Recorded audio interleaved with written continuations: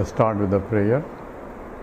Om Samasta Jala Kalyane Niratam Karunamayam Namami Chinmayam Devam Sadgurum Brahma Vidvaram Vasudeva Sutam Devam Kamsachanura Mardhanam Devaki Paramanandam Krishnam Vande Jagadgurum Tvameva Mata Cha Pita Tvameva Tvameva Bandhuscha Sakha Tvameva Tvameva Vidya Dravidam Tvameva Tvameva Sarvam Amadeva Deva Tvameva Sarvam Gurudeva Deva. Hari Om. In the last talk, we were analyzing the response of the teacher in terms of what is anatma, because we need to know what is anatma so that we can differentiate I am not this. So neti neti is what the scripture says, not this, not this. So this means anything that can objectify. So objectification, of course, we know that I am not the world, I am not the chair, I am not that is very easy. But I am not the body also. Therefore, the analysis of anatma starts in this Vivekachudamani starting from the Stula Sarira, the gross body. So in the analysis it was pointed out, gross body is made up of 5 gross elements, and the 5 gross elements came from 5 subtle elements by the process of grossification, what's called in Sanskrit Panchikaranam. And these 5 elements or subtle elements are Akasha, Vayuhu, Agnihi, Apaha, Ajat, Prithvi. So this is 5 elements is essentially space, starting from space, Akasha, Vayuhu, the air or the gaseous state, and Akasha, Vayuhu, Agnihi, the energy state, the fire, and then the Jalam, the liquid state, water, and Prithvi, the solid state or the earth. So these are the 5 states, initially from Atmana Akasha Sambhutaha Akashat Vayuhu Vayo Agnihi Agni Apaha Abja Prithvi Prithivya Voshadayaha Voshadebhyonnam. Like in the hierarchy of creation, what is one is the subtlest is Atma itself, and that is all pervading. From that the creation as though started, and starting is from the first one that is born is as though is Akasha, space is born, and from space then everything else one by one, more or grosser objects, and space, then the air which is next cellular, which also pervades everywhere and in the space, and from the Vayu then energy, now more crystallization of the forms, and from energy then to the water and or liquid state, and from the liquid state to the solid state. And these five senses, five subtle elements, by process of grossification, what's called Panchikaranam, which we described, where each one divides into half, and one half of that half divides 4 parts and redistributes into each of the other elements, and each one again becomes full. That Akasha, after division and recombination, Akasha has a half of it, and other 1/4 of 1/8 of each of the other elements constituting the other half, and the total is thus formed. And that grossification is the starting point for formation of a gross elements. And from gross elements the whole universe is created, and that includes the body also, not only the whole 14 lokas plus the body also. Body is created for use as a vehicle to transact in the world. Why we need to transact in the world? Because we have brought in the past vasanas or prarabdha karma, and therefore we are given a body conducive to exhaust those vasanas. So depending upon the vasanas, we enter into the particular form of the body. So bodies are, we said, there are several types, 85,000 varieties of bodies are there, and this Manushya Janma is Durlabham. That's how the Advaita Vedanta starts the whole discussion, and very difficult it is because depends upon the type of vasanas or samskara. Samskara means the type of good vasanas where I have given a birth in the human form, and in types of what kind of body, even in human form, again depends upon the nature of vasanas. So I cannot blame anybody for type of body that I have. This is because of the genetic factors, so-called genetic factors. He says, why genetic factors? He says, I can explain in terms of genes, but why I have those particular genes, why I am born to this particular parents. Some people are born with the golden spoon, some people with the silver spoon, some people with a wooden spoon, and some people with no spoon at all. These disparities are there, and we cannot blame some almighty or somebody, because almighty, if at all he is almighty, he has to be compassionate enough, he has to be impartial, and that's what essentially Krishna says. Samoham sarvabhuteshu namedveshvosti na priyaha. I am equal to everybody, neither I favor anybody nor I disfavor anybody. So why I am given this kind of body? Because this kind of body is required to exhaust this kind of type of vasanas I brought into this life from my total account. Those vasanas are the ready to germinate, and the results of those actions have to be experienced, and therefore I am provided an environment and the body. Therefore the scripture says, you are given, or you brought in, or you have taken a body conducive to exhaust your previous karmas, that is purva janma karma, purva karmanas. So, panchi krutebhyaha stulebhyaha purva karmana. In the sloka 90, the Advaita Vedanta, it says, in fact, this is what you have from the previous karmas, you are given in this. And in the process, it says the body itself is essentially made up of matter, and it is Tvakmam sarudirasnayu medo majjasti sankulaha purnam mutra purishabhyam stolam ninjamitam vabuhu. This is essentially a package of the starting from the skin and the flesh and so on and so forth, including bones and the nerves and everything else. And one can go in terms of the carbohydrates, minerals and all that, and other analysis also one can do, but essentially it is inert matter. It came from the food, and it is sustained by the food, and it goes back into the food also, becomes a food for other things. So I am catering for this body, therefore it says Thulam Ninja Mitavu. This is only a matter, you are caring so much for the matter, but this is only to be used to do something else. That's what essentially implication of whole analysis is. I need the body, but I have to use the body, and I can use the body either to go up or even to go down also. That choice as a human being I have. And what choice of what I do? Depending upon my samskaras and my value system, and that's why exhaustive analysis of values are also provided by the scriptures, and Krishna gives you, as we discussed in the last talk, amanitvam adambitvam mahimsa shantirajyam acharya upasanam, so on and so forth. There are 24 values that are described. The value has to be followed as my dharma. Therefore, in the process, my mind becomes calm and quiet to inquire in terms of what is the nature of the truth. I need a preparation of the mind, and that's a part of it emphasized all along. In fact, Krishna says this itself is jnanam, because if you prepare your mind, everything else follows. So therefore, even though body is described as ninjam, that means to be despised of, is nothing but purnam mutra purishabhyam stolam ninjam idam vapuhu. Idam vapuhu, this body is nothing but fill up all these things, including the urine and fecal matter and all that. So it is to be, when I am looking and longing for happiness to get out of body, we have to remember this. This is nothing but just a package of matter. But even though it is a matter, it is enlivened by something higher.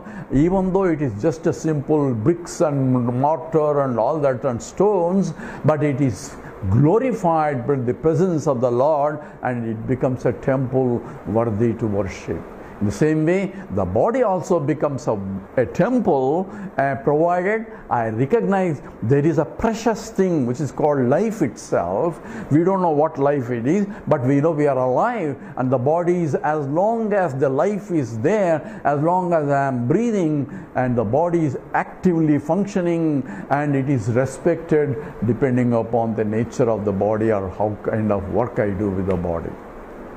But once the body leaves, this is Gatavate Vayo Deha Paye Bharya Bibyati Kasminga. It starts thinking very moment the life goes away. You can see how precious that life is. And the very presence, it makes it a dynamic. I could even lift my hand, I can fold my hand, and someone went to Ramana Maharshi, sir, please show me the God. He says, even if I show you, you cannot see. Don't worry, I have all sorts of infrared cameras, this camera, that cameras, I can capture. Says, you can't do anything. Then he just folded his hand, says, do you see? Says, what are you doing? You are only folding your hand. I can't say anything there. Where is the God there? Says, this is just a simple matter. How can I fold? I can even fold my hand. The capacity to do that is because of the life principle, and the life principle is the expression of the Lord Himself. That's what I had to recognize in all my activities. It is the Lord Himself is functioning through the body and making everything is dynamic itself. Therefore, the whole digestive system, excretory system, every system is functioning only because of the presence of the Lord. And that what has to be respected. So as long as the life is there, the body requires a deserve, because we cannot create a life, and deserves a respect. So for every life form, when we look at it, recognize the presence of the life, which is nothing but the presence of the Lord in itself in that. A reverential attitude is developed for each body or every body that I deal with.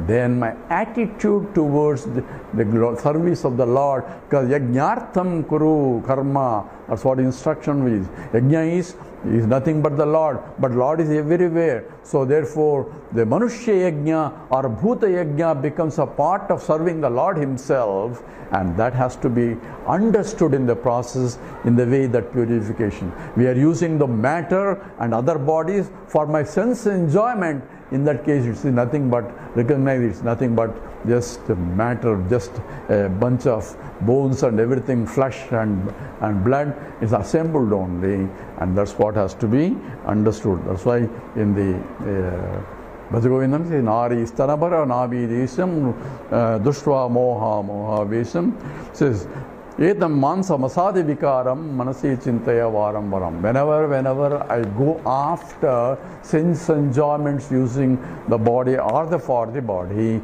recognize that it is nothing but the matter. But if I go after to the Lord enlivening the body, then my mind goes up. It becomes a devotion. I don't fall in love. I raise in devotion. Falling in love is for the body. Raising in devotion is recognizing the presence of the Lord in everywhere. That becomes a bhakti, and that's why the seeing the Lord everywhere becomes the real bhakti. And that's what has to be understood in this analysis of even Sthula Sarira. So with this, all other aspects associated with the Sthula Sarira belong to the body only. So in the verse 93 that we discussed a little bit, Sthulasya Sambhava Jara Maranadi Dharmaha, all Jara Maranam, all the 6 modifications of the body, anything that is born has to die, has to grow. So for Asti, Bhati, the Asti Jayate, Vruddhate, Viparnamate, Apakshiyate, Vinasyati, that means it is It exists in the form, in the womb, and then it's born as a baby, and it starts growing from a childhood to adulthood and so on. And Viparnidapati, it becomes old. Vipachiyate, all it starts deteriorating because the senses start failing, and the muscles starts failing, and everything starts failing. Ultimately, Vinasyati, the life leaves away that body, because the life, it's no more conducive to exhaust the vasanas, so it looks for different body, because this body, which is a vehicle for experiencing, is no more conducive. Therefore the jiva leaves. So that's why Krishna starts Gitopadesa natve vaham jatanasam natvam neme janadipaha nachaiva nabhavishyamaha. So there was never a time I was not there, never a time you are not there, never a time all these things that are there. Then why are you crying? Because what you're crying is only for the matter. So it's the matter is not them. It is something beyond the matter which enlivens the matter. That is what we call a soul, and that soul is not born. Najayate mruyate va kadachitu nayam bhutva na bhivita va bhuya. There is no beginning nor end. It is an eternal one. And that's what the Gitopadesa starts, because you are crying where there is no reason for you to cry. Asocyan anosochatvam.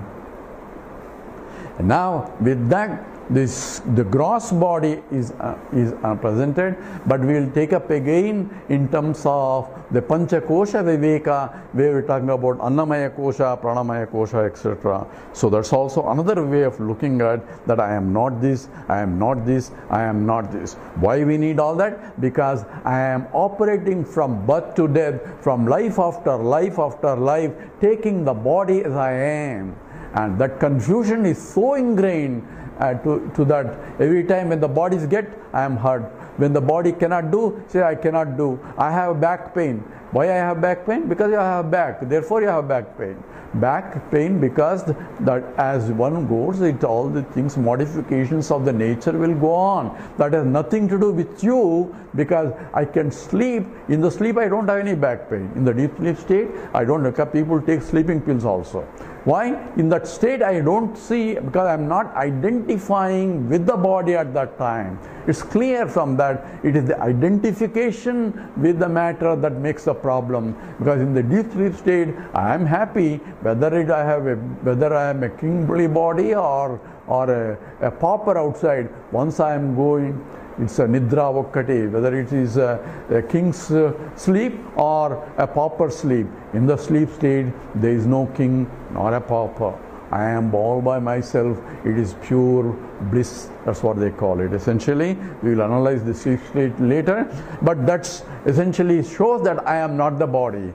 But when I am operating that I am the body is so ingrained so much that I need a clear understanding and discrimination, while transacting, while using the body. I am not the body. It is like taking a ring, a golden ring, and say there is no ring here. What is there is only gold. Looking at the ring and using the ring, there is a utility, there is a functionality, there is a form, there is a shape, and looking all that and using that ring, at the same time I had to know that there is really no ring. A ring is only a name and a form of a gold in that form. So it's only the Lord in this form, Lord in the other form. So varieties of names or forms are there. Why? Because that becomes his vibhuti. It's glory to be in that various form. It is the glory of gold because it's a malleable or a ductile. It can form in many varieties of forms, yet still remaining as gold. That's called, we said, a vivartavada. Vivartavada means a transformation-less transformation. It is as though transforming, yet remaining same. The same way, even the creation has been described as Vacharam Manam Vikaro Namadeyam in the Chandogya 6th chapter that we talked about. It is just Namke Vaste, or only for the name's sake only, and every name has a form, and the naming means, as we'll go later, is knowing. That means a conscious entity has to come into picture, and all the things that we discussed in a little bit have to come in. For the existence of an inert object is established only by the knowledge of its existence. Now, with that, the Sthula Sariram is analyzed. Now, the Acharya goes into analysis of the sense organs. There are 10 sense organs here. We talk about 5 sense organs called Jnanendriyas. Jnanendriyas is the sense organs that can know, that is, so it's talking about the 5 that we discussed. Shabda, Sparsha, Rupa, Rasa, Gandha.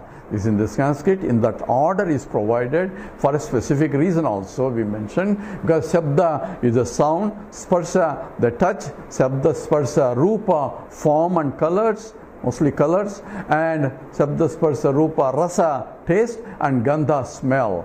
And remember, there are 5 creation involved, the 5 Pancha Bhutas, subtle elements, Vakasha, Vayuhu, Agnihi, Apaha, Prithvi, and these 5 elements exactly correspond to the 5 senses that we have. So each one, Akasha, is known through Shabda. Without knowing eyes, without even closing my eyes, I can know where the sound, this side or that side. Spatially, I can locate the space by listening to the sound. Therefore, Shabda becomes as though property of, or trying to identify the space using Shabda. Shabda, Sparsha, touch. So in the next level, it retains the previous property plus additional property. So Akasha, Vayuhu, Vayu has a Shabda plus Sparsha also, as that, like in that each one, Shabda, Sparsha, Rupa, Rasa, Gandha, 5 Sanskrit words. Shabda is sound, Sparsha is touch, and Rupa is form and colors, and taste, Rasa, and Gandha is smell. And Gandha, by the time we come to the earth, we have all other properties plus additional property of the taste also, because everything that matters, gross matters, when you put it in the mouth, you have a taste also. Sugar is sweet, salt is salty, all our matters are. We'll analyze that a little bit later in terms of what really taste and all that. It's very subtle and we should know what exactly it means. But at least you have 5 senses, and the 5 Jnanendriyas or sense organs, and along with, we are talking about eyes, ears and all that, they are called Golakam. Golakam is instruments through which this function is operating. The sense of sight, we need eyes. I had to open my eyes, and just because I open my eyes I may not see, I need to have the faculty of vision to support the eyes. So as I become older, and I may have eyes, but I may not be able to see. So therefore, eyes are not the really pramana, but eyes are needed in order as a vehicle. This is called Golakam. But we are talking about the eyesight means as a sense organ. We are talking about the sense of sight.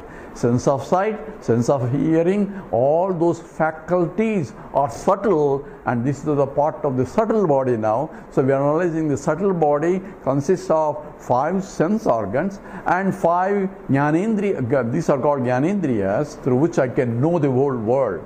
And there are also 5 Karmendriyas through which I transact with the world, and these together are called 10, and we'll go into more details in the next talk. With this, we'll stop here. Om Purnamada Purnamidam Purnat Purnamudachyate Purnasya Purnamadaya Purnamevamasisyate. Om Shanti Shanti Shanti. Harihi Om Sri Gurubhyo Namaha. Harihi Om.